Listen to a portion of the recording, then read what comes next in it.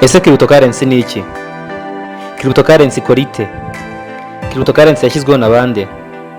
Agaciro kayo kagenwa nande? Cryptocurrency ifasha iki isi n'ubukungu bwayo muri rusange? Bimwe mu bibazo by'ingenzi ushobora kuba wibaza cyangwa se warigeze kugira amatsiko yo kuba wasobanukirwa. Gusa icyo nakubwira ni uko uzarushaho gukurikirana YouTube channel yacu uzasobanukirwa nta kabuza. Iyi niyo ntego yacu. Munyemerere dutangire tureba icyo cryptocurrency ari cyo. Ese iyo wumvise cryptocurrency wumva iki? Tugiye kurebera hamwe ubusobanuro bw'iri faranga rishya. Bana natwe urushaho gusobanukirwa. Mbere yuko tujya byimbitse mu busobanuro bw'iri jambo cryptocurrency, muranyemera dutangire turebera hamwe ubusobanuro bw'amafaranga asanzwe, aya tuzi, amafaranga, amadolari ndetse n'andi menshi dukoresha mu buzima busanzwe. Kubona ubusobanuro bw'aya mafaranga birasaba gusubira inyuma gato tukareba inkomoko yayo, kuva mbere ifaranga ari igicuruzwa kugeza abaye imibare dusigaye duhererekanya mu buryo bw'ikoranabuhanga, digital money mu rurimi rw'amahanga. Ese amafaranga ni iki? Iki ni ikibazo tugiye kubanza kurebera hamwe mbere yuko tujya byimbitse muri cryptocurrency tukamenya icyo amafaranga mashya yitwa cryptocurrency ari cyo. Reka dusobanukirwe hamwe icyo amafaranga asanzwe ari cyo. Mu bitabo byinshi by'ubukungu amafaranga asobanurwa ko ari ikintu icyo ari cyo cyose cyemewe gukoreshwa mu igura n'igurishwa ry'ibicuruzwa na serivisi ndetse no kwishyura imyenda. Ibi bita biguha isura ko amafaranga atari icyo ari cyo ahubwo ari icyo akora. Hamwe n'iterambere ryo kwishyurana, abantu babashije kuva mu buryo bwo kwishyurana bagurana ibicuruzwa mu bindi kugeza ku rwego tugezeho uyu munsi, aho ushobora kwishyura mugenzi wawe mutari kumwe yewe mutarahura na rimwe. Mu myaka 100 ishize abantu bahahiranaga mu buryo bwo kugurana ibicuruzwa. Nkuberize nkabanejeje ibigori nyamara nkeneye ibishyimbo, nkareba Jado wejeje ibishyimbo nawe ukeneye ibigori tukagurana, nkamuha ibigori nawe akampa ibishyimbo. Ubu buryo bwagaragazaga imbogamizi nyinshi kuko washoboraga kubura ufite ibyo ushaka ndetse ukeneye ibyo uri gutanga.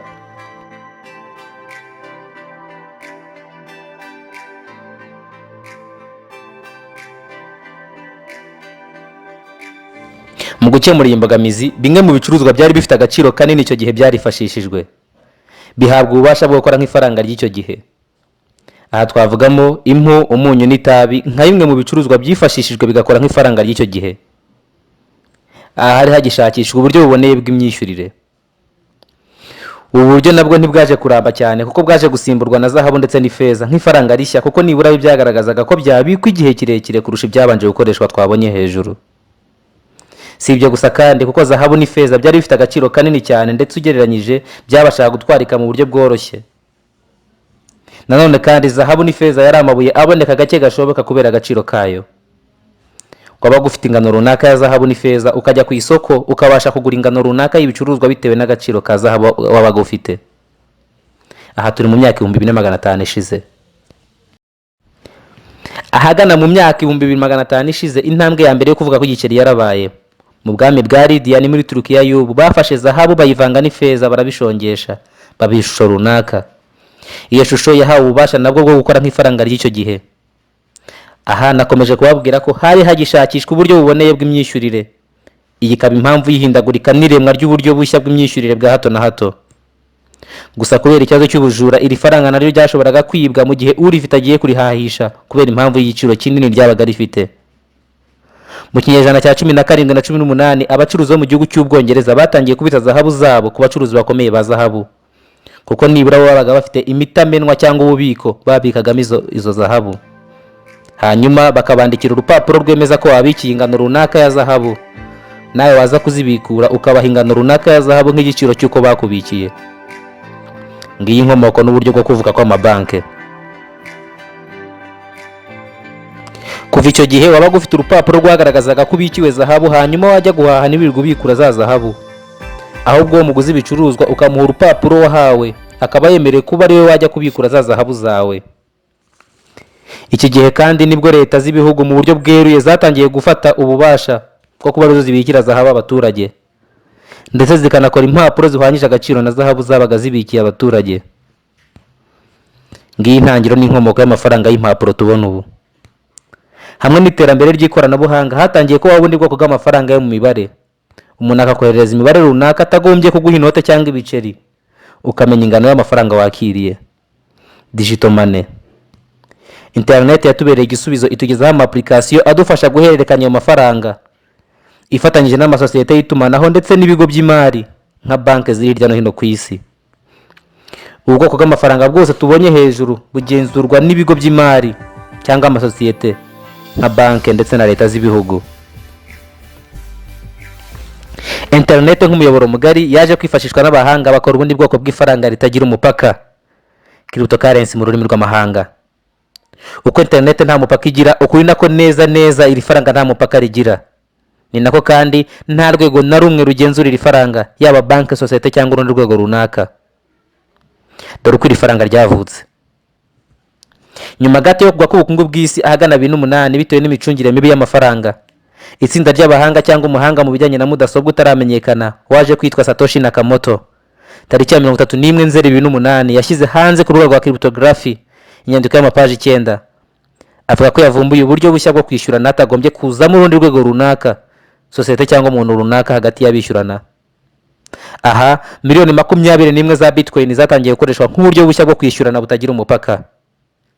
Ku gaciro gato cyane iri faranga ryari rifite, byari byoroheye buri wese uri kumva iyi nkuru nibura kuba yari kubasha kwigurira Bitcoin 5,000 bitamusabye gutekereza ku bushobozi buke cyangwa bwinshi yari kuba afite icyo gihe. Nababwiye ko kugeza ubu uwakoze ubwoko bw'ifaranga ataramenyekana neza, gusa ahabwa izina rya Satoshi Nakamoto. Bikaba bikekwa ko imyirondoro ye yagizwe ibanga bitewe n'umutekano we. Nyuma gato andi mafaranga menshi yo muri ubu bwoko yaravutse, aho kugeza ubu habarurwa arenga ubwoko 2,000 bwayo, buyobowe na Bitcoin nk'ifaranga ryaje mbere yayo. Uyu munsi tuvugana, Bitcoin imwe ihagaze ku gaciro k'7,500 by'idolari, n'amadolari y'Amerika. Aya asaga miliyoni 7,50 by'amafaranga y'u Rwanda. Aka ni agaciro gahanitse cyane. Ushobora kuba wibaza impamvu yihanika ry'aka gaciro, ariko impamvu yihanika ryako ni uko abakoresha iri faranga bakomeza kwiyongera umunsi ku wundi, nyamara ingano y'iri faranga ntihinduka kuva ryabaho. Nababwiye ko hari miliyoni 21 za Bitcoin zonyine. Ubu bwoko bushya bw'ifaranga bwa cryptocurrency buhereza ubutunzi uburenganzira bwo kuba nta wundi ugiye hagati ye n'uwo bakorana iki gikorwa yabasha kugirana igikorwa cyo kugura cyangwa kugurisha n'undi muntu wari we wese aho ari hose ku isi, mu bukungu bwaba bwemera ubwishyu bw'iri faranga. Cryptocurrency nk'ubwoko bushya bw'amafaranga, agaciro kayo n'ingano bigenwa n'abakoresha iri faranga bitewe n'uburyo barikoreshamo. Iri faranga ry'isi ry'abaturage ntaho waba wibeshye na gato, kuko rigengwa nabo ndetse n'abo barifiteho ububasha. Cryptocurrency kandi nk'andi mafaranga agira agaciro ku mpuzandengo y'amafaranga y'ibihugu asanzwe tuzi. Urugero, muribuka ko twababwiye ko agaciro ka Bitcoin imwe kugeza ubu kangana n'7,500 by'amadolari y'Amerika, aho twagereranya agaciro ka Bitcoin ku mpuzandengo y'amadolari y'Amerika. Cryptocurrency kandi akenshi agira umubare fatizo n'ingano yayo yakozwe. Aha wafatira urugero kuri Bitcoin zihari, aha twababwiye ko ari miliyoni 21. Cryptocurrency kandi nk'ifaranga rishya riha inyungu abaritunze bitandukanye cyane n'amafaranga asanzwe tuzi. Gusa ntitwakwirengagiza ko cryptocurrency agaciro kayo gashobora no kugabanyuka ku mwanya runaka, kuko agaciro kayo gahindagurika umunota ku wundi.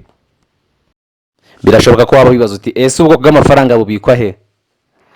Ubwoko bushya bwa cryptocurrency bwifashisha umuyoboro mugari wa blockchain nk'ububiko bwayo. Blockchain ikaba ishobora kwerekana amatransaction runaka yakozwe kwa aya mafaranga mu gihe runaka. Nanone blockchain ishobora kwerekana ingano runaka y'ihindagurika ry'ibiciro ryabayeho ku bwoko bw'amafaranga mu gihe runaka. Bitcoin n'ubundi bwoko bw'amafaranga nkayo bigira umwihariko wo kugira urusobe rw'amagambo n'imibare bifasha boherezanya ifaranga kuri hana. Iyi mibare n'amagambo twabigereranya n'imibare iranga account zacu dukoresha umunsi ku munsi, kuko bikora kimwe. Mu biganiro bizakurikiraho tuzakomeza kwibanda kureba byinshi ku bijyanye n'iri faranga rishya. Crypto Rwanda TV duhari nk'umuyoboro mugari uzagufasha gusobanukirwa byinshi kuri cryptocurrency. Hari inyunganizi cyangwa igitekerezo watwandikira kuri email yacu cryptorwandatv@gmail.com. Mwakoze kubana natwe, ibiganiro byacu nakagaruka. Murakoze cyane.